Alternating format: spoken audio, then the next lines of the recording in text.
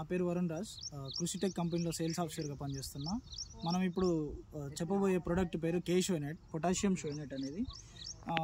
ఇందులో పొటాషియం షోయినెట్లో మనకు పొటాషియం వచ్చేసి 23%, మెగ్నీషియం వచ్చేసి 11%, సల్ఫర్ 3%గా ఉంటుంది.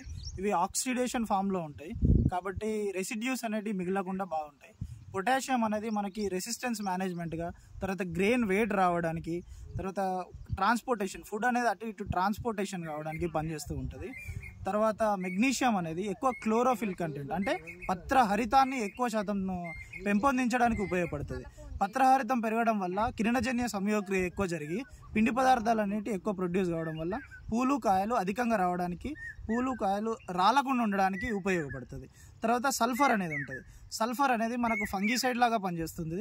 తర్వాత ఈ గంధకం అనేది ఆయిల్ పర్సెంటేజ్, ఇప్పుడు మనం కాటన్లో తీసుకున్నాం అనుకోండి, దాంట్లో ఆయిల్ కంటెంట్ అనేది పెరిగితే వెయిట్ అనేది వస్తుంది.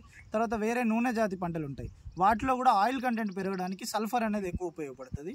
కాబట్టి అందరూ రైతులు పొటాషియం షోయినెట్ని ఎక్కువ శాతం వాడి అధిక దిగుబడులు పొందాలని నా యొక్క మనవి. నమస్తే.